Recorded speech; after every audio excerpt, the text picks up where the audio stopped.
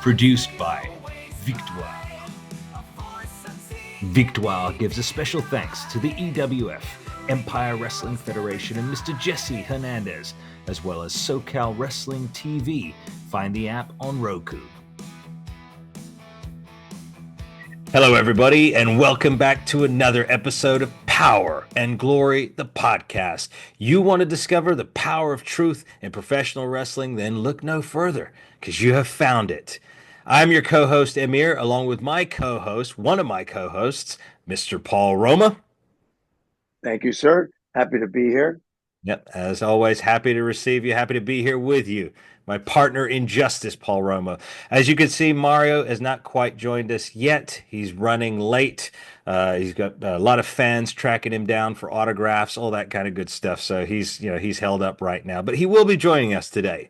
But before we begin, everybody, it's announcement time. So coming across your screen right now, you will see the OG, the original Power and Glory, the podcast t-shirts. These are now available. We have started taking orders, so make sure that you use the email address in the description of this video to order your t-shirt today. Also, coming across your screen now, a brand new announcement. Our public speaking engagements. That's right, ladies and gentlemen, the time has come.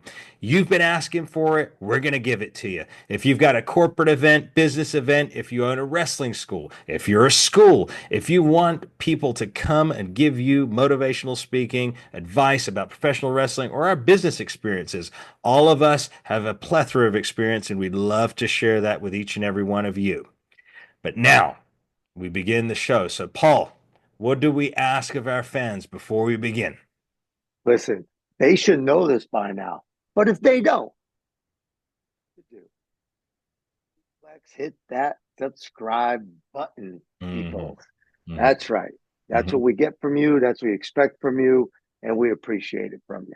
Absolutely. As Paul said, powerplex that subscribe button, hit the likes, hit the notifications, and most importantly, share, share, share. We want Power and Glory, hey Roma, to spread around the entire planet. And we need your help to do that. We greatly appreciate it. So, Paul, today's episode, giving thanks. As you know, because you've been on the brunt of it in the past, there have been many people in the pro wrestling world, both some of your peers and fans, and then commentators in the podcast world, that have dubbed you a double crooked letter many times and said very negative things about you. Now, I can attest for Paul, that is not true, not by far. And all the fans that have written us in as well, by the way, this week with questions can also attest that. So, Paul, to show that other side of you, you actually said last week that you wanted to do this. You wanted to talk about those who inspired you, who helped you in professional wrestling, those who you respected. So that's exactly what we're going to do, fans. And I think, Paul, there's no better place than to kick off than a man who meant so much to you, the tag team partner, one half of what this show is named after, Power and Glory, Hercules. So we'll begin with Hercules. So tell us first and foremost, Paul, what did Hercules mean to you? Wow. We started out, and I'm sure some of the people have heard this, not friends. We were flying into Australia, and when we had landed, I had told the story before that he was sitting down. I don't remember the wrestler he was with, and SD Jones and I were walking by his table, and he made the cut the throat sign to me. And I turned to SD Jones and I said, was that like directed to you? I mean, and he's like, no, that was directed to you. And I went, what did I do? You know what I mean? Yeah. I don't even know this guy. But that's how it started out. And the next thing you know, we became family. Yeah. It was a short time after that, actually. Just trying to help somebody out, get to a town on time because he was notorious for being late. And actually, Paul, sorry to interrupt you. Speaking of being notoriously late, our other co-host right there, Mario Mancini, ladies and gentlemen, he has delivered. Here he is. Well, in this time of year, this month with my job, if it's a 5 o'clock podcast, I'm gonna be late every time. So Every time. January, I probably could start at 4 o'clock. It's gonna be like a morgue, but right now, Excellent. um, so Well, it's a pleasure to see you, Mario, and I'll bring you back up to speed. So this episode, we just started kicking off with Paul, giving thanks. So Paul was just recounting to the audience now how what Hercules meant to him as a tag team partner and as a friend. We're going to go into some other characters like Mr. Perfect, Mr. Fuji, SD Jones, the guys that meant something to you, and Yeah, show. no particular order. Yeah, no particular order. So Paul was But just telling us. yeah, so Amir had asked me about him, and him being first on Amir's list. Um, but let's everything. Let's go back to where it really started. So it started in a place called Orange, Connecticut. That's where I met Mr. Mancini. Okay. He was at the school that I was getting ready to attend. And when we finally, for lack of a better word, graduated, we went off to get beat up at the WWF. Hmm. Or as they say these days, do jobs Hmm. for the higher ups, the Yeah. people that have already been established. And we created we had years difference Hmm. with each other. I remember so many times rush into Newark, New Jersey to make our flights, and just a whole carload of us, a bunch of, as I consider us to then back then, screw ups because we were constantly speeding because we were late. Right. But again, we formed a bond. Mhm. It was Mancini, myself at that time, Gino Carabello. Um, we had Paul Perez, Big Steve, Tracy, or Dave Paradise for that matter. Um, and then I came across Mr. Fuji. And it all started with starting to understand the boys. Mhm. And even though they're grown men, they were called the boys. So I had said hello to Mr. Fuji in New Haven Coliseum. Um, and I asked him what was going on. And he basically told me that he was moving. And I said, okay, well, where are you moving to? And I believe he told me Tennessee at the time. And I said, well, do you need help moving? I mean, that's what decent people do, right? Yeah. They ask if you need help. Yeah. And he said, yeah, but he was a little taken back by it. And I said, okay. I said, well, how much do you have to move? And he said, well, like my entire house. So I was like, oh, okay. Well, then I'll bring some friends. When do you want to see us? And we'll be there and blah, blah, blah. Mhm. So he told me what day. And I showed up with a bunch of my friends, Mhm. not wrestling friends, boys from back in the hood. Yeah. And they, uh, they knew of Mr. Fuji. Mhm. They were all excited, right? They were going to meet Mr. Fuji. They're moving all the furniture in his house. This is great. So, there was a U-Haul truck ready and waiting. I brought a bunch of guys with me. We loaded up the truck, emptied his house, loaded up the truck. Uh, and unbeknownst to me, I found out that what I had done was something that a lot of the guys wouldn't do. Mhm. Something that the guys would say, hey, you need help, I'll be there. And they never show up. Mhm. But I didn't know this. Right. So I get a fruit basket sent to my house from him as a thank you, which I didn't expect, didn't want, but, thank him. Yeah. And then he took me a couple times, called me up and said, hey, get your bag. Well, I'm not wrestling. Well, just get your bag, come with me, Mhm. drive me, drive me, drive me. So I Mhm. get to his house and we take his car and we drive somewhere. Yeah. Um, and then he tried to get me to work.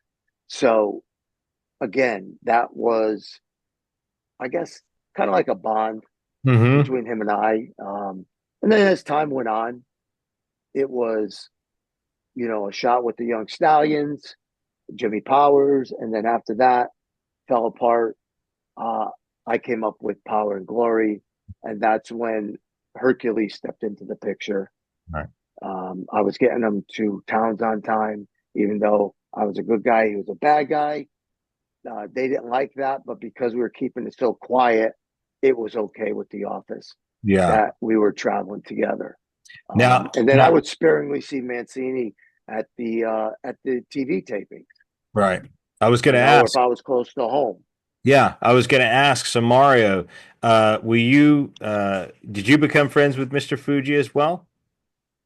Yeah, I wasn't as close to him as Roma was, but yeah. He trained us Because in New Haven, right before the yeah, shows. he's the one that was, I think he saw myself or Roma go over the top rope in a match, Mhm. and it really upset him. And he's like, "Who taught you to go over the top rope like that?" And it's like, "Well, Tony Altomar." And he's like, "It's wrong."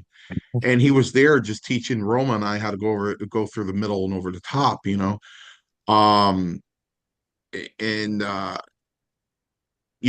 he was never mean to me or anything.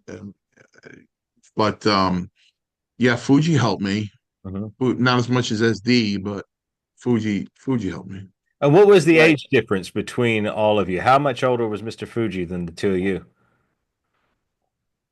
Oh, I'd Wow. say Fuji was probably my age back then, Okay. um, when Roma and I were in. Had to be in his 50s, no, Roma? Yeah, pretty close to that. I mean, I was like 22 when I started. They told me I was too old um, to be wrestling. I was like, okay, whatever. I still continued on. Wow. Imagine Um, that 22 was too old back then. That's crazy. yeah, yeah. And then SD Jones, another guy who was in our lives. Hmm. Start. I was. He was just that guy. He was one of the sweetest guys Hmm. you ever wanted to meet. Hmm. He could be trusted. And again, these are people that um, I can trust. Hmm. Yeah. Yeah. Some more than others. You know what I'm saying? But Extremely. again, you didn't have to worry that you were getting stabbed in the back by them. Right. So that was a blessing in and Yeah. of itself. Yeah. So, you had obviously you had Mario, Fuji, SD Jones, Hercules, um, Steve Tracy, Paul Perez. I had Harley Race, Mm. Ron Simmons, Okay. Bad News Brown, Wow. Andre the Giant, Earthquake, Paul Orndorff, Kurt Hennig, Steve Austin, Bob Orton, Yeah. Don Morocco, Booker T, and then you had Joey Morella, who was a referee. Yeah. Um, these are guys that you wanted to travel with. Hmm. These are guys that you trusted to travel with. Yeah. Um, they would teach you Hmm. while you were sitting in the car driving, whether it's to and from the arena, going over a match, or they watched your match and told you what you did right, what you did wrong, what Hmm. you could have done better, what you should have done. And again, when I say handful, that to me is a handful. Um, but these guys, the difference between them and other wrestlers was that they were, as far as I was concerned, they're respectful Hmm. to me, Hmm. when I say to you, to me. Um, and for that reason, I can trust them. Now, they weren't family. Hmm. However, you wouldn't have to worry about turning your back and them sticking a knife in it. Right. Where there was a lot of other wrestlers that I didn't name that you did have to worry about that. Hmm. That would, you turn your back, you better, make sure, again, like somebody says, yeah, you shake his hand, but watch his other hand, right? Because it has a knife in it. Well, yeah, that's kind of the way it was in Yeah. professional wrestling. Yeah. But, these guys that I just named, um, all sweethearts. And the problem being, you start out with somebody like Mario, Hmm. you start out with somebody like Paul Perez, Big Steve, Um, and you trust them, Mhm. but there lies the problem. Mhm. Now you think you go into a business, you start meeting all these other people, and you think they can be trusted. Mhm. So your guard is down. Yeah. Well, that guy's not like Mario. Well, that guy's not like Paul. That guy's not like Gino. That guy's not like Steve. You know what I Mhm. mean? That guy's not like SD Jones. SD Jones, and Mario will attest to this, would pull you aside and warn you about every wrestler that was a piece of garbage. Am I right, Mario? That's right. That's what he did with me. Yeah. Yeah. And That's what And he he, did with me. and you talk about that, but it's funny, the names that you listed off there as people that you respected, they were all the greats and they're all remembered. And some of these others that are great for a fleeting moment, that have that other personality, dare I say the asshole personality, they're the yeah, ones that people eventually forget or they end up crumbling at the end of their yeah. careers. Oh, look, I had words after a match with Bret Hart, Mhm. and there was so it was me, Hercules, Bret Hart, and the Anvil, and we were in the locker room after the match. It started to get a little heated, Mhm. and Ray grabbed me and he was like, "Come on, let's go." And we got outside the locker room. And I'm like, what's up? He goes, "We're gonna end up fighting." He goes, "And we don't want to fight." Mhm. And I was like, "Okay, you're right." Like it wasn't going anywhere. Yeah. And then later on that night, I got a call, and Brett asked me to come to his room, so I did, and he apologized to me. Hmm. Hmm. And he said, "You know what? Anytime I'm hurt, anytime I need anything, you're always there." Yeah. He said, "I'm really sorry for, how this came off, how we went at it." And I Yeah. said, "It's all good, dude. It's fine. Yeah. No harm, no foul. It's under the bridge." Yeah. Um, so again, Brett, another good guy. Yeah. Owen Hart. Mhm. Um, I mean, what can I say? Yeah. Just a sweetheart and a comedian, for lack of a better word, Yeah. flat out joker. Just I roomed with him once, never room with him again. That was enough. I had enough. Yeah. Yeah. Yeah, you're on pins and needles when you're around that kid. Yeah. We've heard Um, the stories. Yeah. yeah, he's again another tremendous person. Yeah. But it was sad that there were so many more Mhm. that weren't Yeah. tremendous Yeah. people that could have been, Hmm. that elected not to be. Hmm. You have again, you decide what you want to be. You Hmm. want to be a good person or not. Me, Hmm. I was more confined. I was more outspoken. Hmm. There were times where I bit my tongue because I knew better. Yeah. Not that I was going to get beat up, but that it was going to start a ruckus, get in trouble. Um, yeah, Yeah. one of those things. Mario, I'm curious. So, out of that list that Paul named, of course, we know that S.D. Jones was an impactful in your life. So was Mr. Fuji. Some of the others, like Kurt Hennig, like Hercules, like Steve Austin, were these? What other figures really got involved with your life and your career out of that list? I missed that. I used to hate it then, and I'd give anything to get it now. Mhm. Anything. And Ray started a thing where he'd come in the dressing room and say hello to me, and he'd shake my hand, and he would just smack my back, and in the middle of my back, and would just it's one of those, Yeah. and after a while, he'd come in, and I'd go, Ray, don't come on, man, don't no no no no, and then he'd wait like a minute, 90 seconds, and then boom. And I'd like, oh man, you said you weren't gonna do it. Yeah. But Ray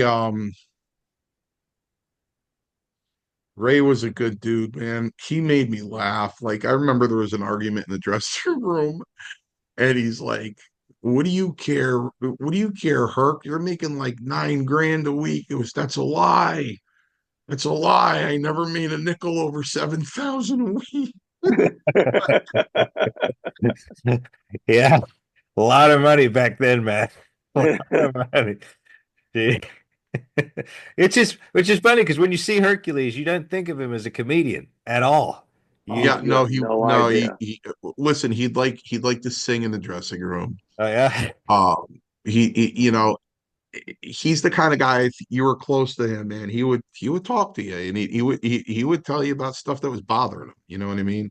Yeah. Um,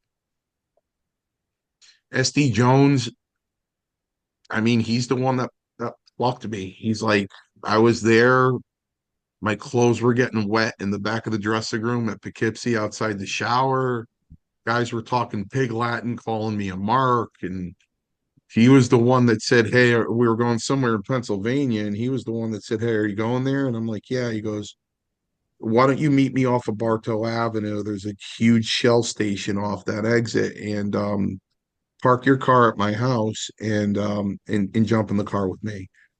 And I did that, and he went through from soup to nuts, right down to Amir, who my trainer really was Hmm. and how he was depicted in the company and you know and it ended up like unfortunately I was the protege of somebody who wasn't trusted at all Hmm. in the wrestling business that people went out of their way to stay away from. um Yeah. just a quick story about Tony Altomar. The Samoans were going out to the ring. They were going to the gorilla position waiting for the match to before them to end. And when they did that, Tony decided to try to roll them to go through their stuff to see what it could steal. And one of them came back and forgot something and caught Tony Altomar going through their stuff, trying to roll them, trying to look for money. Yeah. And Tony Altomar literally got down on his hands and knees Yeah. in front of Offensica and said, "Please don't kill me. Wow. Please, please." I mean, Yeah. guys like Valentine and Tito Santana, you know, they'll be able they'd verify that story, Yeah. you know. And so, you know, and he ended up getting fired for stealing concessions. And that was the one time I had a talk with Vince because I was nervous because I was Altomar's guy. And I'm like, I was 18 and I'm like, I'm not a thief. Yeah. And you know, I work for everything I get, and I wasn't raised that way by my parents. And Vince was like, "You're fine, Mario," and I'm like, "Okay." Um, so you know, SD told me the the the whole 9 yards, and also, you know, you got to remember at that time George Scott was still the booker, Hmm. Okay. and you know, when George got fired and Pat took over, SD had to go another round, probably won another round with Roma too. Go, listen, boss man, this is the deal with this guy. You gotta, you know, you gotta be careful, boss man. And, you know, he likes to play with your nuts, boss man. You know, he wanna, you know, every other word out of SD's mouth was boss man. So, um, uh, Kurt Hennig, I used to like to sit next to because nobody remembers the yo-yo, man. He did amazing things with yo-yos. Yeah. And I had a little connection with Kurt because before I went to Passarella's Quest, Tony Altomar had me come to New Haven um, at 3 o'clock in the afternoon and train with him in Fuji. And Seth Cohen was there, who worked briefly as Robbie Parliament, who I thought turned into King Kong Bundy, but wasn't. Uh, he was taking drop kicks off the top rope from Kurt. Yeah. And that was, you know, October, that was August or September of '83. Okay. So Kurt was there. Just Seth was 6'6", 6'7", you know, 380 pounds. He was just a brick wall for Kurt to go on the top rope and just nail him with drop kicks. Yeah. Until Fuji was teaching him, obviously. Mhm. So, and Kurt was a really young kid, and I got to meet him then and everything. And you know, he wasn't one of these kids that thought he had an entitlement because Larry the Axe Henning was his father. Mhm. Um, you know, he wanted to work for everything he got. And he was a tremendous athlete, and he was just a nice guy. He just wanted to make people laugh. Mhm. Mhm. He was another jokester. Yeah. Another Yeah. jokester. Just a nice guy. Very, very talented in the ring. I mean, I remember watching Kurt, when I was younger in the 90s, just fluid movements. He was just, his promos were always on. I especially liked it when he was with Bobby Heenan. I thought that was an incredible partnership there. Off topic, though, switching back to Mr. Fuji, I'm curious, Paul, was there ever any discussion of having Mr. Fuji manage Power and Glory?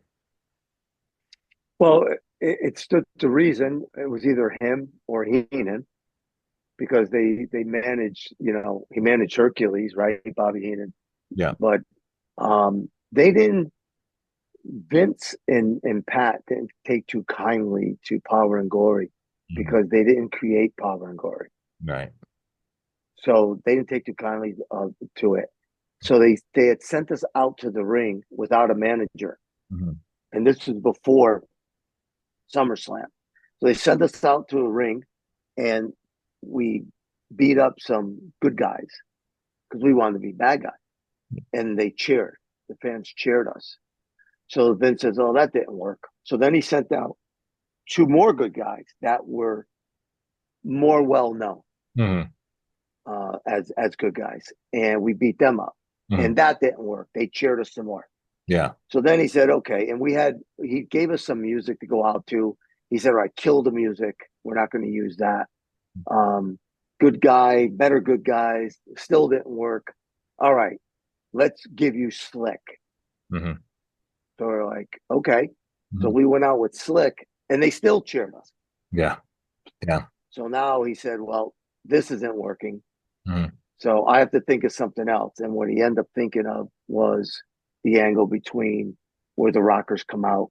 I think they knocked me out when Yeah. I got done wrestling Dino Bravo. And the rest was history. We became heels, Yeah. bad guys immediately that Yeah. night.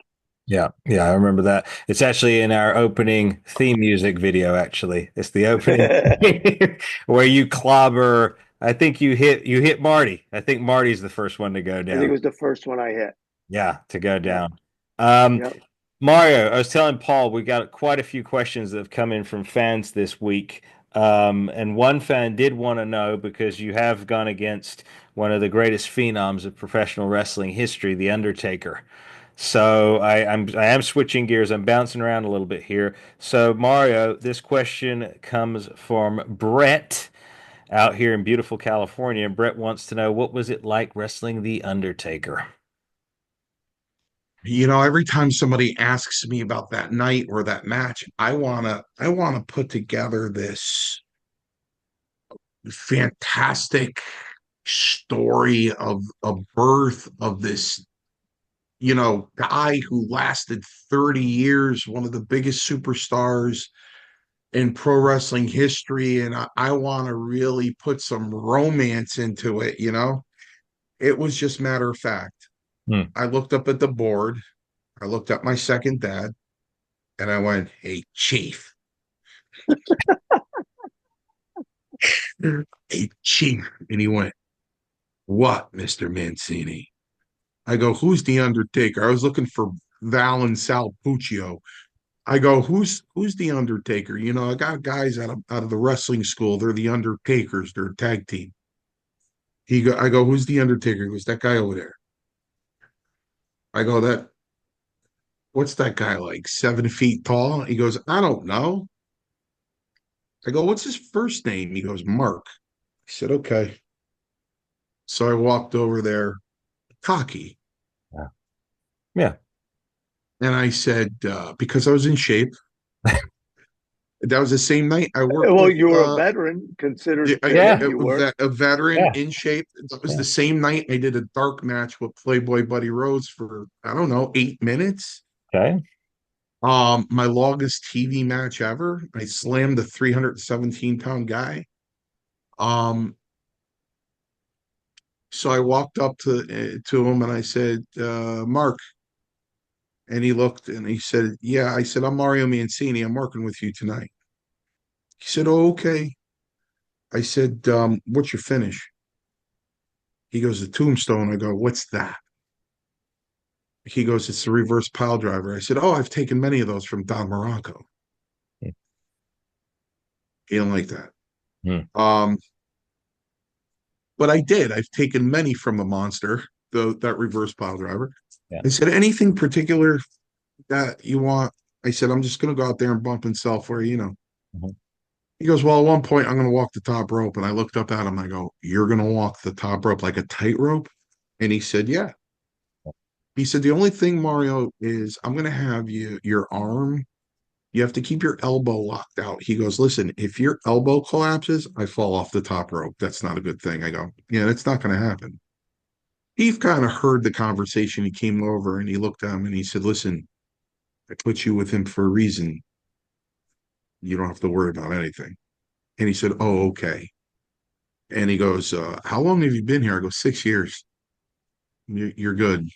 And he's like, all right. I go, anything else? He goes, oh, yeah, I'm going to clothesline you backwards over the top rope. And I went, okay. And I walked away and I went, I've never done that. All these jobs I've ever done, I've never done that. And I'm like, and I saw myself getting stuck. Yeah. Like I saw myself getting stuck. And I was sitting in a chair with a poker face because I didn't want anybody to see the panic on my face. And I'm like, how do I do this? Mhm. And nobody catches it until I tell them the story and they go back and watch it. Then they go, there it is. There it is. So I go, how do I do this? I just can't leap and go over the top rope backwards.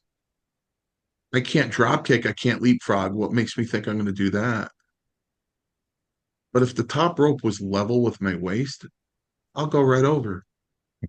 If the top rope is level with my waist, I'll topple right over backwards top rope. That's what I'll do.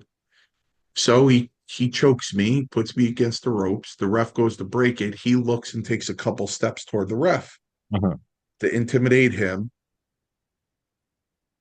I push down the top rope below my waist. I even gave a quick glance to make sure nothing I was going to land on anything. Yeah. I did that. I went like this.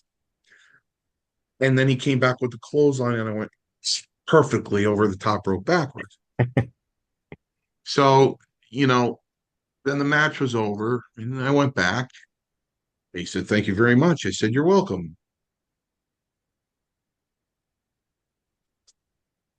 That's it. That was it.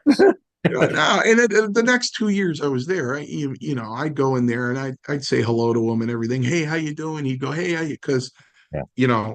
like Big Bully Busick, when I did the New England Pro Wrestling Hall of Fame with him, it was the funniest thing because I went into the elevator with him. And I go, this guy looks familiar. I just don't know who it is. I can't place him. It's on the tip of my tongue, but I can't place this guy. Yeah. So we both get off the elevator and we walk into the ballroom and his table was diagonal from mine. So I go to my table and there's a big banner behind my table. It says Mario Mancini. And he looks over and he goes, oh my God, man, you were my debut match. And I said, yeah. And we hugged and he goes, let's watch the match. We watched the match on YouTube. Great guy, just a great guy. And so it's kind of like that. Like when I'd see Taker in the dressing room, I wasn't friends with him or anything. Mhm. I'd say hello to him because just like sex, you remember your first one. So I was his first. So Tremendous, Well, tremendous. Sorry, Paul. I will tell you this. I have to say this. Anytime we went into the locker room, it was mostly TV when we saw Chief. And Mario stopped to say anything. Mm. I skedaddled on by, sat down, and just sat back and watched. Yeah. It was never a boring moment. I just want to throw that out there. Yeah. I And drove Strongbow crazy. yeah. So, And I just sat back and laughed. So Mario, did you have this? Because I'm thinking back to Tuesday Night Titans. Obviously, you were 18, so you're yeah, a young guy in the land of giants. But did you have this personality that you have now? Because it is an infectious personality. You're a tremendous guy, Mario. Did you have that in the backstage locker room back in the 80s and 90s, or is this something that came with maturity later in life? Or did you have? No, I had it. I like to think that I'd like to think that if there was a wrestling convention in California and you said, I'm going, and you went to see Barry and Billy, you went to see Demolition, Tito Santana, Valentine, Beefcake, um, you went to go see all those guys, and you said Mario Mancini, Morocco, if he was there, the first thing they would do is have a big grin on their face.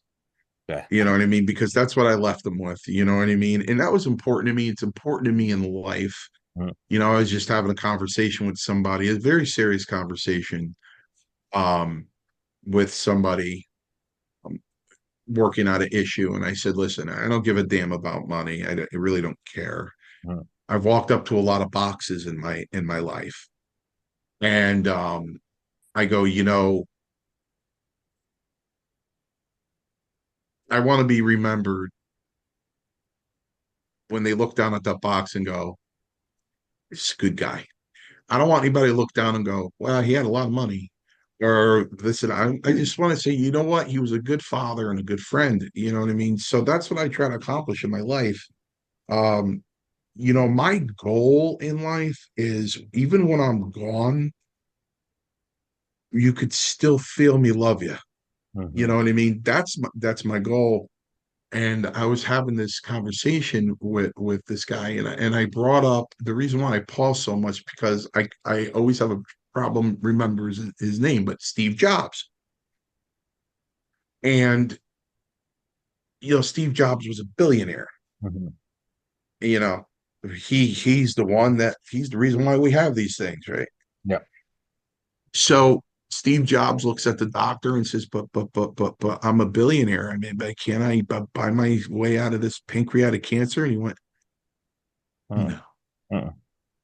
no.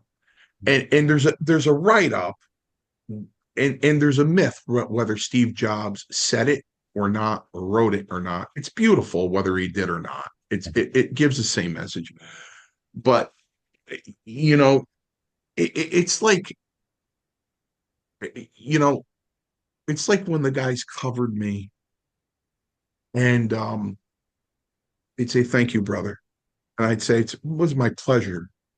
It really was.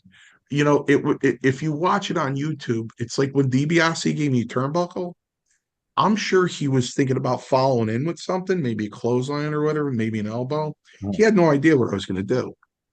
And he gave me the buckle, and I took a very hard buckle, and I popped out and took a bump. And that's probably the only time, and I don't like talking about myself. It'll probably the only time in pro wrestling history, Roddy Piper was doing the announcing, that somebody really put over a turnbuckle like Roddy Piper did. He went, "Oh, wow," and when I hit that buckle and took the bump, Mhm. and that's because I love Ted. Mhm. You know what I mean? Because Ted tried to do something that nobody else tried to do. Mhm. So Keith makes out the board, and I look up at it and I drop my head. I go, "Oh no." So DiBiase looks up at the board. He goes, "Oh man." So Pat is standing there with Strongbow, and DiBiase goes walking up and he goes, "I've worked with Mancini so much on TV. People are going to think these are repeats because True. Chief would always have to think of something. DiBiase's going to put the belt in front of your face and go, 'What, you like this?' You're going to hit the belt up in the air, and he's going to try to get it and whack him. Yeah. The other time he held the money in front of me, he said, 'You'll never see this much money in your life.' And I snatched the money out of his hand and went running out of the ring. Yeah. So we tried to think of all these things because I worked with him the most on TV. He goes, people are going to think these are repeats. And Patterson says, no, they won't. They won't think that. And DiBiase goes, why don't we just run an angle? And I went, Hmm. and Pat walked away. Hmm. And you know what? I finally, because I think Ted gets confused. Uh-huh. Like I see him, I hug him, he smiles and everything. Well, we're at a very small wrestling convention. I'm saying it's small because we aren't all in one hall. Mhm. They put us in separate rooms Okay. and for people to go into. So Ted and I were in a room and nobody was in there. So I Hmm. go and sit next to him. I'm staring at him. And this was recent, last couple of years. And he's looking at me. I go, do you know why I love you? And he goes, Mancini, I have to say, I really don't. And I told him that same story. And he went, I remember that. I remember that night. And I did say that. He goes, I remember that. I go, Ted, nobody else tried to do that for me. Yeah. No one. So now you know. He goes and he slapped me on the back, not like Ray, but he slapped me Yeah. on the back. So Yeah. um Ray. oh my God. Yeah. What's that about? You really want to know? Yeah. No, we Yeah. can't tell you. Oh, Can't tell you on the show. can't tell me on this show. All right. We won't. Not on the show. Yeah, the walls were thin and I didn't sleep all night. But um, I always went in, all right, Amir, I'm gonna give you close your eyes moment. Okay. I'm gonna put myself at 20 years old. Mhm. You're 20 years old, it's 1986. Mhm. You're working for the biggest wrestling company in the world. This little devil dog eating 5 foot 10 and a half, 255-pound kid, and you're walking into the biggest dressing room in the world. How can you not walk in there with a smile? Right. Yep. And how can you not walk in there and establish all these relationships and, get a feeling, by 1987, maybe the beginning of 88, I finally arrived. Did I arrive on TV? Did Mario Mancini arrive? The fans know he stayed the same. But in that dressing room, I arrived. Yeah. They're the no-faced guys that no one ever saw before. Those were the guys coming up to me, going, "Hey, I'm a little nervous." Mhm. And I go, "You're going to be okay. This is your first night here." And they weren't under contract. They were just local people being used as jobbers in that town. And I considered myself a member of the main roster. Mhm. You know what I mean? So just like SD or Iron Mike Sharp or Barry Horowitz or any, Brian Costello, Mhm. Costello got that same respect. You know what I mean? So, we were main roster guys, even though we were jobbers. We were there and we were depended on. Mhm. And I finally had a separation from guys that they didn't know from Adam. The Chief would look at me and go, "You know this guy?" I go, "Chief, I'm in Columbus, Ohio. How the hell am I supposed to know this guy? Yeah. I don't know this guy. Yeah. Have you ever, if he can work?" I go, "I have no idea if he can Right. work. I have no Right. clue, Chief." Right. Right. So go scope him out for me. I want to make sure who trained them and everything like that. So um, But you're right, Mario, though. There were a lot of memorable names back then. And it did feel like you were part of the main roster. I remember I don't know, Paul, did you ever meet Dwayne Gill? He was another one who would pop up quite a bit. You must know I'd Dwayne have to see his face. Mario. yeah, Dwayne Dwayne Gill, yeah, Dwayne yeah. Gill. There was Well, another guy, I forget his Dusty name. Wolf, Dusty Wolf, Dusty Wolf. Dusty Dale Wolf. Wolf, Yeah, the Yeah. other one. Dusty Wolf. Yeah. I Um, mean, Brian Costello, another good guy that could be trusted. Barry Horowitz, another good guy that could be trusted. yeah. There's, I'm glad that he brought those names up. I made a list here and I'm Yeah. going down it, and looking, and I'm like, how do you miss these guys? But a guy I got along with, God rest his soul, was Spicoli, Louis Spicolli. Louis Spicoli. I mean, very nice to me. Hmm. Seemed, harmless Hmm. by every stretch. Hmm. He was just a super nice guy that just wanted to make it in wrestling, Yeah. you know. Yeah. And these are guys that you'd see mostly at TVs, Hmm. Yeah. you know. Louis died very young, from what I remember, right? In his 20s. Yeah, yeah, he died Yeah. young. Yeah. Yeah, He did make it to the main roster. he did. What was he? Was he Rad Radford? I think. Was he not Rad Radford? Mario? I don't recall that. Okay. Yeah, I don't either, but it I could have mean, been. that's why it kills me, and not to take anything away from him, Mm. um, because I know he's saved now and everything. But when you watch a Dark Side of the Ring or a documentary, and you see that, you see home movies of Shawn Michaels when he was a kid, Mhm. 12, 13 years old, and he's cutting promos and everything, and you can see that that was his dream as a child to be a pro wrestler. Well, you know what? If I got it from my brother, I cut the same promos in 1977 and 78 when I was 11 and 12. He was not the only one that had a dream. Right. You Yeah. know what I mean? I'm the one that sat there and watched Antonino Rocco. I'm the one that sat there and watched Mighty Igor and Ernie, the Big Cat, Ernie Ladd, and Stan Hansen and Stan Stasiak and Ivan Putski when he was rotund. You know Mhm. what I mean? And I'm the one that saw, sitting there with my brother, and my brother sat up in a chair and went, "Oh my God, do you see the size of that guy?" Because Tony Atlas came into the territory in 1979. Mhm. I was the one begging my brothers to take me to Shea Stadium in 1980 to Yeah. see Bruno's last match against George Steele. I mean, we all had a dream. We Mhm. all had that same dream. It's nothing special. Right. It's just some dreams came true and some didn't, and people want to kick me from saying that because I was there. I Hmm. mean, but to me, that's just like I was there. That's like Amir, that's like when things aren't going well at all, nothing's going right. Yeah. And somebody looks at you and goes, "Well, you got up this morning, right?" And you go, "That's it, breathing. Yeah. That's all I Yeah. got. Is But That's all I got."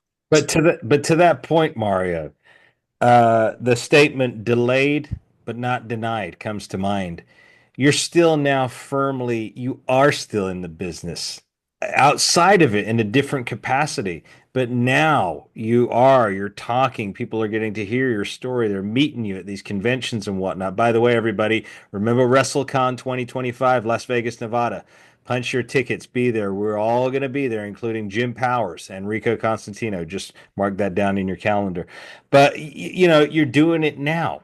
You're doing it on a great level right now. You're giving back through these podcasts, through these conventions. I'm sure books on the Through way. the wrestling school. Yeah, wrestling school, Well, the well, Paradise Alley. the thing I'm thankful for now more than anything is because I get to see Roma's face, Big Steve's face, Perez. We were at one of the most successful shows we had lately at the JCC. And I'm walking through the JCC with Perez. And I looked over at him. I go, "Do you believe we're still doing this?" And he went, "Yep." Yep. I go, "I can't believe we're still doing this, man." Look, this is how I could break it down for Mario. Yeah. And I would use the Yankees because they're both our favorite team, and we're both Thurman Munson fans. Figure that one out. Yeah. Um, so Mario is the Yankee who sat on the bench. Mario Yep. is the DH that they called to get a hit, and he didn't get a Yep. hit. Yep. That's Yep. the analogy of him, wrestling to baseball and baseball to wrestling. Hmm. That's really what it comes down to. If Hmm. he got that hit, right? Field of Dreams, if he only got that hit. Yeah. Yes, but if he got that hit, then he would have remained in baseball Hmm. and he wouldn't have helped all those kids Right. being a doctor. Yeah. You follow what I'm saying Yeah. with Yeah. this? Yeah. Yeah. So, again, I do believe that, life is, you could change life, Mhm. directions that you're going in, Mhm. but there's something that always brings it back. Mhm. Somehow, some way, it brings it back. Mhm. You know, I heard of a kid who was driving down, I said this once before, a kid was driving down a main road. I mean, a main road, Mhm. and a tree limb fell, went through the hood of his car or the roof of his car, and struck him and killed him. Mhm.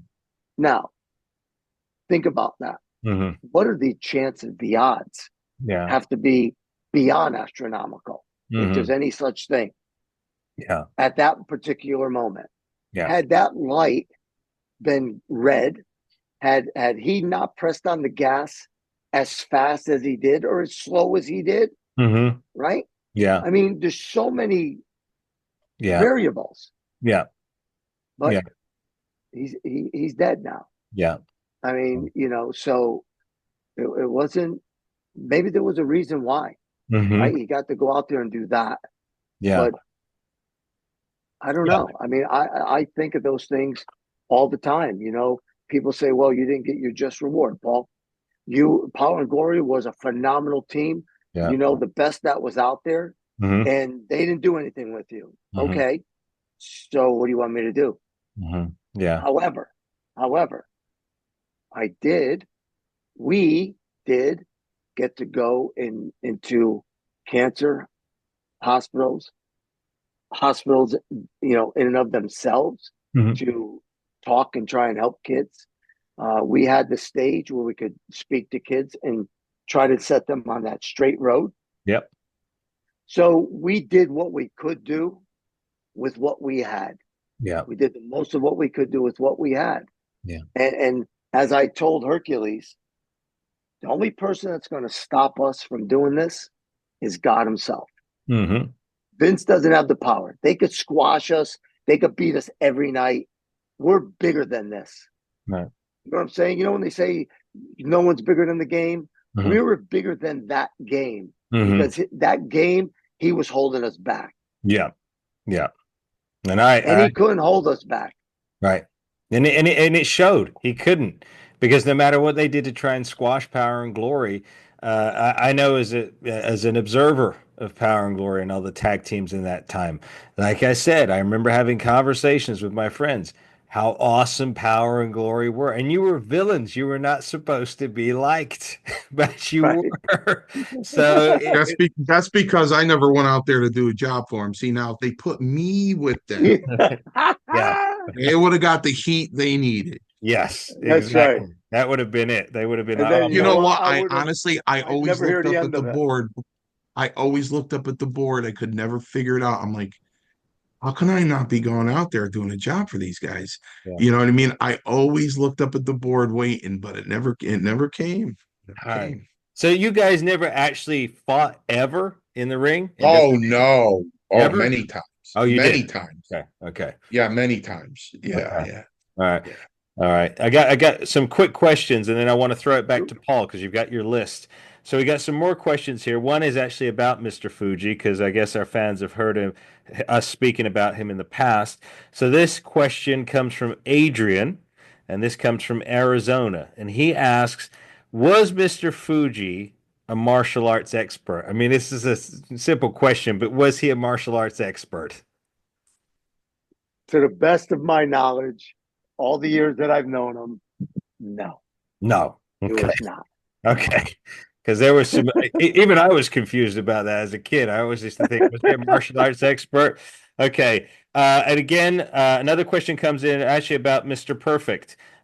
This question comes from Ben, and this question comes all the way from Canada. And Ben asks, Paul, was Mr. Perfect an ace at everything like they depicted in WWE? So I guess, like, was he able to do all these, you know, Well, so for the most part, yes, he was a good athlete. okay. He was a good athlete. But if you recall, remember when he was playing that guy in chess and he cheated to beat him? Yeah, I remember that vignette. Yeah. Yeah. Right. Yeah. Yeah. Well, There you have it. So- Sometimes, I don't know. He was Mr. You Perfect. know, don't turn your back on him. You know, Yeah, just don't know what's going to happen. yeah, exactly. But he never lost, right? He never No, lost. never lost. He was perfect in everything. We got another question here. This comes from Susan, and Susan asks us from Texas. She asks Hercules, how much could he bench press? Woo. I would say in excess of probably like a little over 500. Was that reps or was that just one? You know, No, I mean when you got with some of the guys, they wanted to see. So when we trained, and Mario knows this, we would not do less than 6 reps. right. But when somebody like Atlas had me in Australia, and he's like, "Come on, Roma, let's. What are you working today?" I said, "Oh, I'm working chest." He goes, "Oh, so am I. Let's bench." And Yeah. he puts all this weight on it, and he does like a rep or two, and he goes, "Come on." I said, "Dude, I don't do like 1 or 2 reps. I do no less than 6 reps." Yeah. You know what I mean? Yeah. And I'm not going to do 500 pounds for 6 reps. I can't do 500 pounds 6 reps. Yeah. And they didn't quite understand that. Yeah. Yeah. It's Some of the moves, yeah, move it once to me is no big deal. yeah. Impress me, move it 6 times. That's impressive, Yeah. right? I mean, when you think about it, because that takes stamina, endurance, and sheer strength. Yeah. Just so, but yeah, no, he was to be. What was that, Paul? You broke up. I said Ray was not to be tested. No, no, he looks like he was not meant to be tested. But speaking of reps and that, thank you, Susan, for that question. Now Um, Mario was a powerhouse. yeah, I was gonna segue into that because Mario, you did powerlifting. Yeah. So, what was some of your lifts then? Just jumping off there, bench press, shoulder press, squat. My bench press really wasn't that good because I had to get cortisone in both my elbows for tendonitis, but Uh, I managed. Again, I would love to tell this big this big fish story. Like he banged out 455 for 4 reps. I can't. No, I did get 405 for a rep once, but yeah, you know what? 385 was usually I can get for 3 reps, right, 2 or 3 reps. What I was really strong in, I did squat 500 pounds. right. That is true. And I did deadlift 6. Mhm, Um, it's just my bench really wasn't what it should have been. mhm. Um, but my squat and my deadlift was good. And I told you that story before where I took second place in a powerlifting meet in New Hampshire, and there were again, I would love to say there were 44 people in my class, but there were only 2. Right. And I took second. Um, but unfortunately for me in the 242-pound class, which is the truth, which is what you always get on Hey Roma or Power and Glory, you'll always get the truth. A Mhm, lot of times, Amir, I showed up and I wouldn't even rap mhm. because I'd look at the list and I'd look at the openings and people were opening up with what I was finishing with. Right. So I really didn't. I you're gonna be dead last. You know what Mhm. I mean? These guys were monsters at 242, Yeah. and I was a novice power lifter, but it did help me Mhm, tremendously uh to get in shape. mhm, And I loved it. And we did it properly. We did it 3 months on and 3 months off.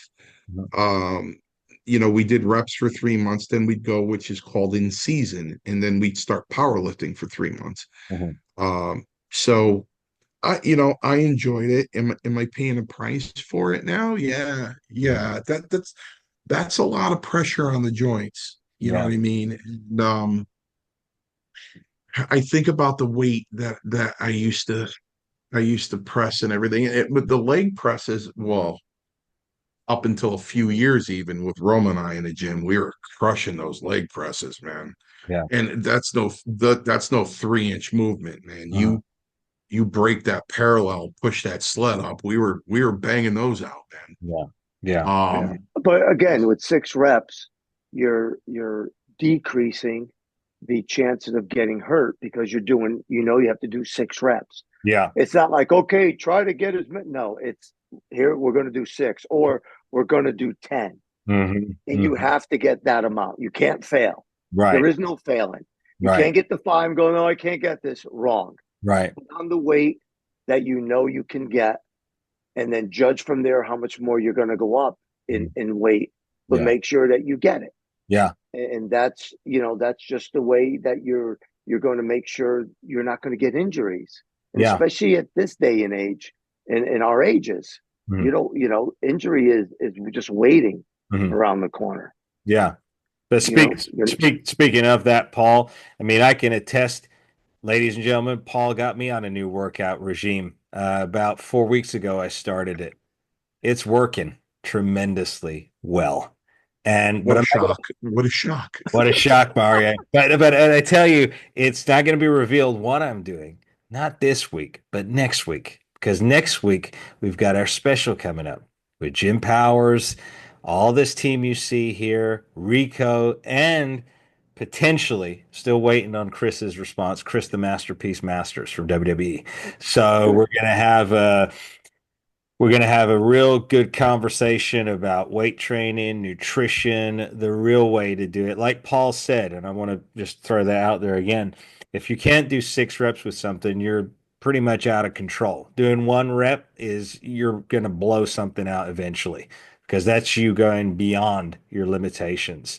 And again, Paul, I think you'll agree. If you're not doing 6 to 10 reps, you're not really building muscle. You're just doing strength. That's it. You're not gonna build any definition. You're not gonna. Am I correct, Mario, as well? Well, I think the days of blowing blood vessels in your nose on a 900-pound squat are over. Yeah. You know what I yeah. mean? That just it's over. I don't I don't And look at it know. this way: Do you want to look like a U-Haul truck, Hmm. or do you want to look like a Jaguar? Right. Yeah, I mean, that's really what it boils down to, right? I Yeah. mean, you're big and bulky. You have muscle that is just laying there that's doing you no good. Hmm. You know what I'm saying? Because it's just heavy, Hmm. dead muscle. And I Hmm. say dead, when you get somebody who's like, why does a bodybuilder go out there shredded, Hmm. all leaned out, right? He took all the body fat off him. He's just left with muscle. He's streamlined. He looks great. Hmm. Why not? That's a lot healthier than carrying a bunch of dead weight on you. Yeah. Remember one power. saying, Yeah, yeah, you can't flex fat. Right. yeah, Yeah. yeah. But not only that is that the power lifter's mentality of ingesting carbs and ingesting protein are totally different than a bodybuilder. Like a good example is when I was training Ted Arcidi. I haven't seen one of these in years. I got to look for one. Hmm. But when I was training Ted Arcidi, we'd get done on the ring, and Roma, I'll tell you, there was this grocery store adjacent to the wrestling school in the next parking lot called Edwards Food Warehouse. Okay. Kind of a watered down Costco, if you will. Okay. So I got off the floor one time. I was working out, and I saw the back of Arcidi's head on the couch, and he had which is a strictly against the Roma rule for so many reasons. He had, let me see if I can get in the screen here. He had a jar, a Hmm. can that big. Hmm. It must have been, I'd say it was around 8 inches tall Hmm. of Chef Boyardee spaghetti and meatballs. Wow. And he had the lid open and he had a plastic fork and he was eating it. And I stopped and I go, Ted, what do you eat? Hmm. And he looks up at me and he goes, carbs, carbs. That's the way listen. I'll never forget it. It was a ritual. Hmm. It was a ritual for Doc Hayes, who in his own right was a world class power lifter at 220, Hmm. represented the United States and Canada in the powerlifting meet. won every rep competition I ever went with him. He 220, he would rep 440. And we go to Scott Taylor's meet up in New Hampshire. We would weigh in. Uh-huh. I'd be 242 on the nose. He'd be 220. Go, okay, let's go. We'd leave the hall. We'd go to McDonald's, but we'd get a quarter pounder with cheese, fry, and a Diet Coke, and we would eat it before every powerlifting meet. We would eat McDonald's before each. And he was the one sitting there. He would have chicken broccoli like 3 days a week for lunch from the Chinese restaurant. And I'd go, is this good to eat? He's like, there's nothing wrong with this meal. I'm like, but it's pork fried rice. And he's like, there's nothing wrong with it. They would just take in a lot more carbs, and they wouldn't eat, they'd eat protein. Sometimes it wasn't good protein. Now you Mhm. could imagine him killing that can of Chef Boyardee spaghetti and meatballs. Forget about the fat, Mhm. forget about the calories, forget about the carbs, Mhm. the sodium. Right. Yeah. It must have been like 5,000 milligrams of sodium in that. Yeah. That's a lot. Yeah. You know what I mean? So you know what? To look like, you know, to look like, Bill Kazmaier, you know what I mean? Or Ted Arcidi could be impressive, but as Roma, as Roma would say when Hulk Hogan walked by him for the first time, you kind of look like a water bag. He's fat. Yeah. Look at him. He looks like a water bag. Yeah, yeah.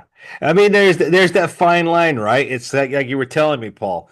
You can't bulk up without gaining some body fat, but it has to be in proportion. It's like I remember Hercules because I remember actually thinking now, right before Power and Glory, I think he had bulked up a little bit, and then you trimmed him. It must have been your influence because he got really kind of lean when Power and Glory started. Towards the end of the Power and Glory run, he started to pump up again, like he was bulking again. But he never got to that point where it was like, wow, he's packed on an excessive amount of weight. You could tell he was bulkier, he was less vascular, his abs disappeared. But because he was trying to bulk up, but he never got to that point where you would just think, man, he's just totally just eating whatever he can just to be as strong as he can. He was still in proportion for what he was doing. Yeah, You yeah. know? He got it, and I told him, I said, dude, I got him off Gatorade because Gatorade was high in sodium. People don't realize that. Mm, Um, I woke up, we were rooming together, and I woke up and he's chug-a-lugging it down. I'm like, what are you doing? I'm like, okay, this has got to stop. And he goes, what? He goes, I love this stuff. I said, dude, you're drinking it morning, noon, and night. mm, It's not good for you. yeah. So as soon as he cut it out, you saw a world of difference. It's Yeah. what I call like a water bag. You know what I Yeah. mean? Yeah. Your body is holding all this fluid. Well, Mhm. when he stopped with the Gatorade, his body started to just get rid of that sodium, that fluid, and he started getting harder looking. Yeah. Yeah. He had that harder look, Yeah. and he was stronger than ever. Yeah. The way we were training, he got it. It's Yeah. Look, I know it works on you. It worked on Mario, worked on Ray, worked on me. It's simple. Yeah. People make training difficult. Yeah. People think they overthink training. They think they have to be in there for 2 hours. Mm-mm. I heard stories of 3 hours. Yeah. It's impossible. Your body cannot stay fueled The for Roman's 3 hours. workout's 40 minutes. That's Yeah. 40 minutes. Your workout's That's all 40 minutes. that's all you need, right? I mean, that's what I do, Paul. I mean, it's like I Yeah. was watching, did you guys watch the Arnold Schwarzenegger Netflix documentary yet? No. Okay, so I'm watching that, and Arnold's talking about how he's in the gym 3 or 4 times a day, 3 or 4 or 5 hours a day, and I'm thinking, how? I mean, That's I a don't. work. Yeah, I don't know. There's It's no not real. way you'd be It's not real. your muscles would be dead, your joints would be dead. You would not. Yeah. Yeah. It's not Boy, real. what Roma told Ray about the Gatorade, that was really kind, Hmm. because he had a similar conversation with me. I did. It didn't go that way. Uh, We had a wake up call in the hotel room at like 7 in the morning, and I opened up my eyes and I reached over to the leftover Snickers from the night before. And I reached over and I took a bite of it and started chewing it with one eye still closed. I was still half asleep. And Roma walked over to the side of my bed and he leaned down and he went, "You're the most disgusting human being I've ever met.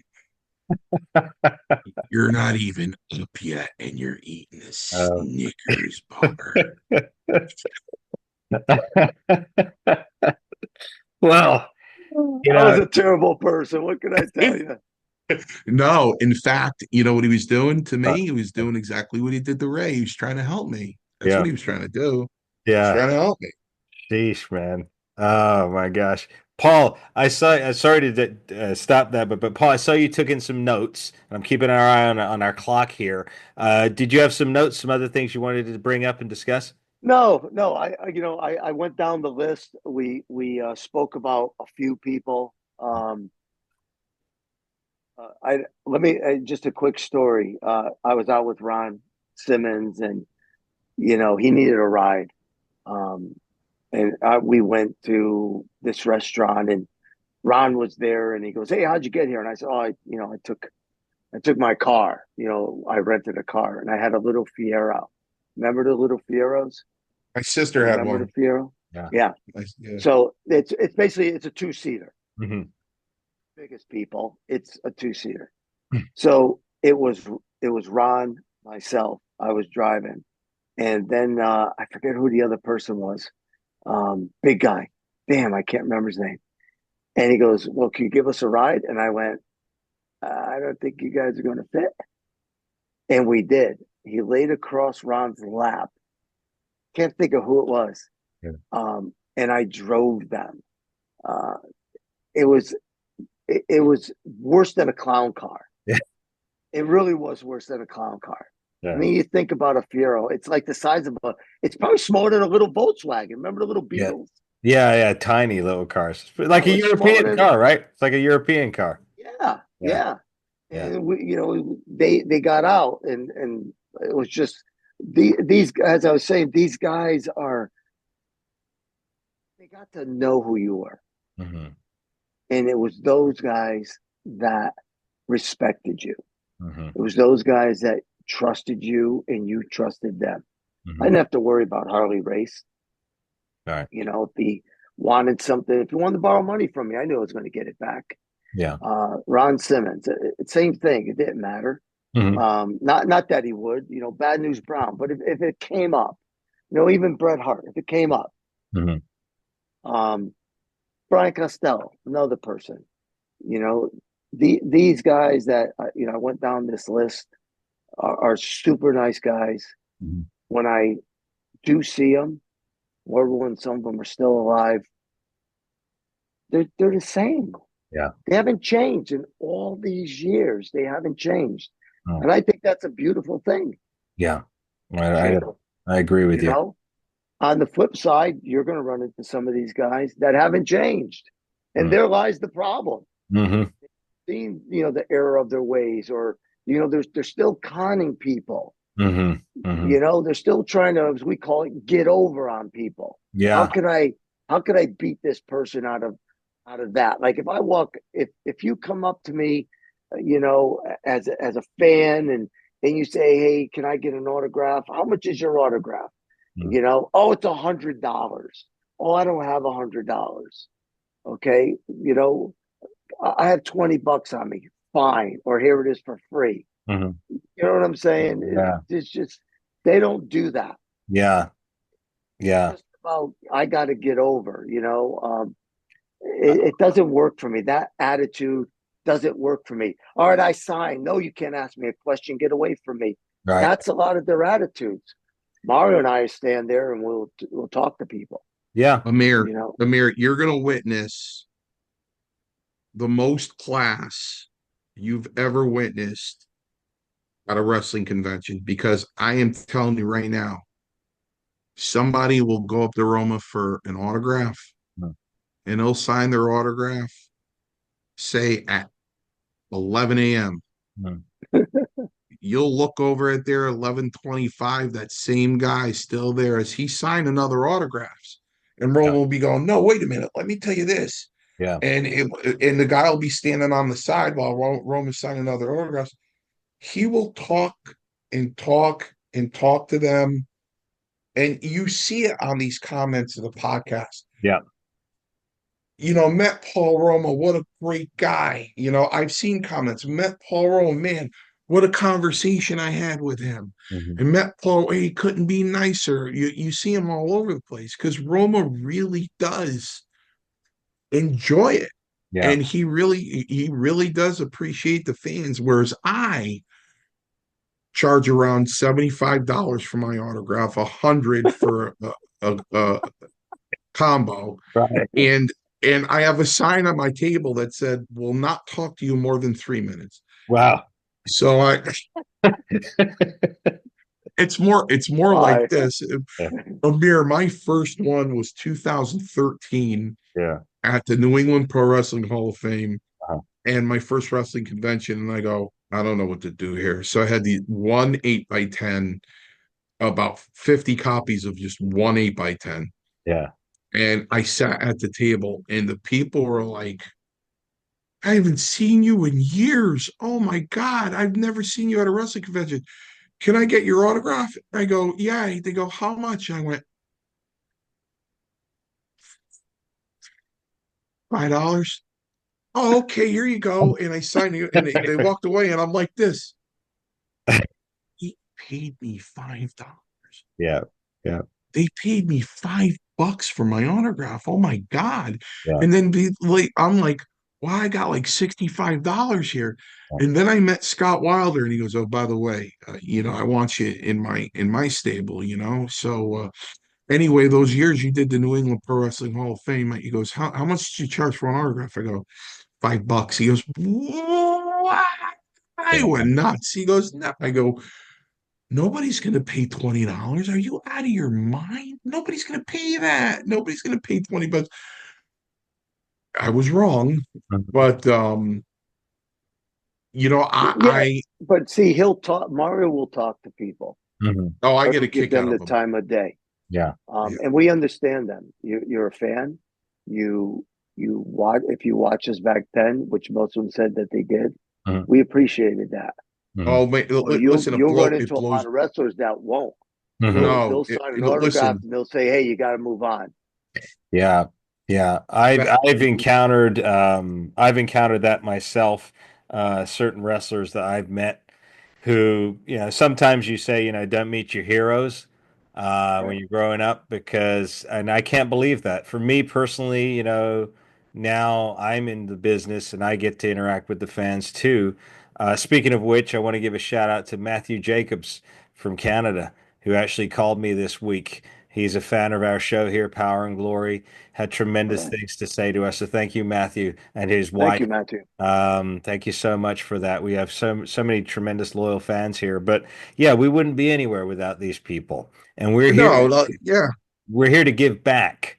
Okay, so and again for pro wrestlers, like you mentioned, some of these guys and the two of you, it's important for young wrestlers to remember those fans are there giving you their time, their money, their passion.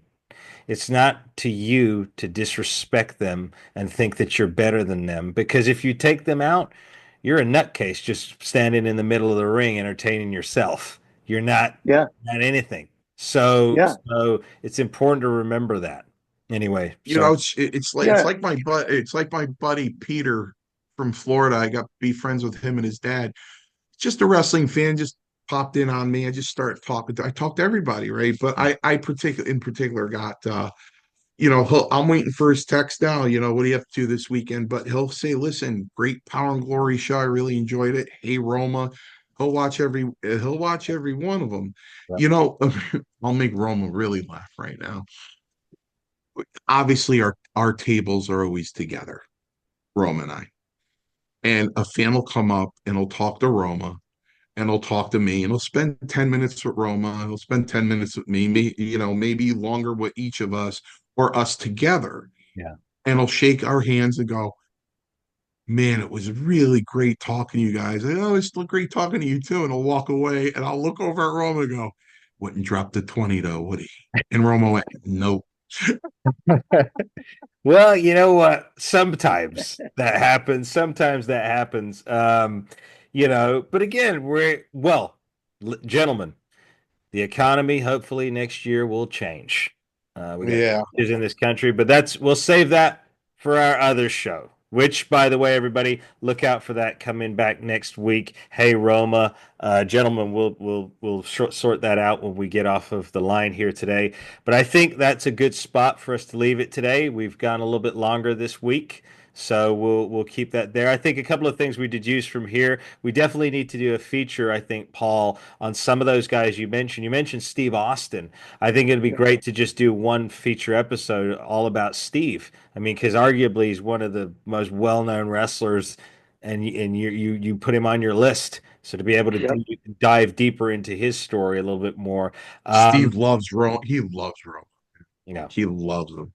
yeah, yeah, Listen, here's the thing.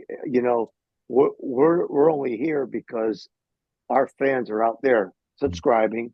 Hit yes, that subscribe button. yes, And the reason that we're here is because they keep hitting that subscribe button. yeah, So Powerplex, that subscribe button, yes, and we're going to stay here and we're going yep, to entertain and we're yep. going to take your questions and we're going to answer them. Mhm, And where do you get that? mhm. You can't pay enough for that. Right. And just I'm remember, telling you, I had a guy last night. He goes, I hope I'm not bothering you, with these questions. I go, without you, I'm nothing. mhm, right. Yeah. Right. You're Yeah. gonna like we said, ladies and gentlemen, this is where you discover the power of truth in professional wrestling. Power and glory, like I said, we made that announcement today. Public speaking engagements. If you're interested in that, reach out in the email address in the description. We got the Power and Glory t-shirts. Make sure you order yours today.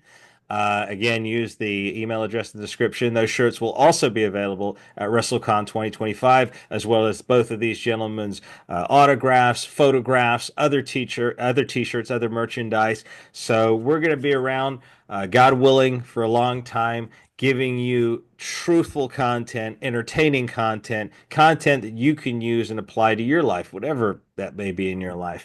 But again, as Right. Paul and Mario said, send us your questions. Send us your comments. We love to read through them. And if you've got something that you want us to talk about, leave it in the comment. Let us know. And then we'll brainstorm and we'll put it together in an episode. Yeah. But until that time, as Paul said, powerplex that subscribe button, hit the likes, and most importantly, share, share, share. We need you to Right. share this all around the world so Power and Glory can spread the truth worldwide. But until next time, everybody, God bless you. God bless America, and God bless my two co-hosts, my partners in justice, Paul Roma and Mario Mancini. God Thank you, bless you, sir. brother. Thank you. Thank Until next everybody. time, everybody. You got it.